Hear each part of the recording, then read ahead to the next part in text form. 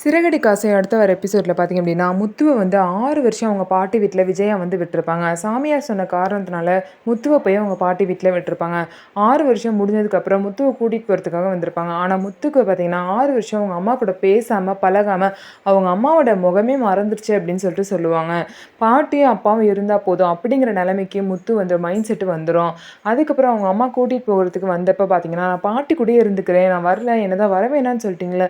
இப்ப எதுக்கு வந்திருக்கீங்க? நான் இங்கேயே இருந்துக்கிறேன்." முத்து அவ்வளோ அடம் பிடிப்பாங்க. இருந்தாலும் முத்துவ பார்த்தீங்க அப்படின்னா, விஜயா வலுக்கட்டாயமா இழுத்துட்டு வீட்டுக்கு போயிருவாங்க. அங்க போயிட்டு முத்துவ ஒரு மாரியும், மனோஜ ஒரு மாரியும் விஜயா வந்து கவனிப்பாங்க. சின்ன வயசுலேருந்தே இந்த மாரி கவனிப்பாங்க. அந்த கோவத்துல முத்து தட்ட தூக்கி வேகமா கீழ போட்டுருவாங்க. "நீ என்ன இப்படிலாம் பண்ணிட்டு இருக்க?" அப்படின்னு சொல்லிட்டு இவன் தட்ட கீழ போட்டது மட்டும் இல்லாம, மனோஜோட தட்டும் வாங்கி கீழ தூக்கி போட்டுருவாங்க. இதனால விஜயா கரண்டிய சூடு பண்ணிட்டு வந்து சூடு வச்சுருவாங்க முத்துக்கு. இதனால முத்து அழுதுகிட்டே பாட்டிக்கு கால் பண்ணி சொல்லுவாங்க. எதுக்கு இந்த மாரிலாம் விஜயா பண்ணிட்டுருக்கான்னு சொல்லிட்டு விஜயாவ பாட்டி திட்டுவாங்க.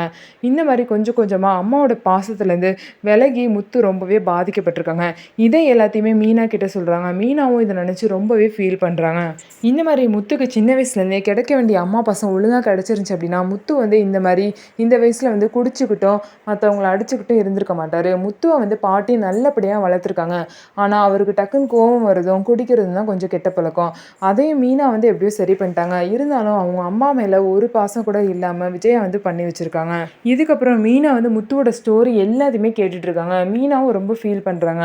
எல்லா ஸ்டோரியும் கேட்டுட்டு மீனா வந்து எந்த மாரி ஒரு கேள்விய விஜயா முன்னாடி பார்த்து கேட்க போறாங்க அப்படிங்கிறத நம்ம வெயிட் பண்ணி பார்க்கலாம். ஸோ நம்ம வீடியோ உங்களுக்கு பிடிச்சிருந்தா நம்ம வீடியோவ லைக் பண்ணிக்கோங்க. மறக்காம நம்மளோட சேனல சப்ஸ்கிரைப் பண்ணிட்டு பாருங்க.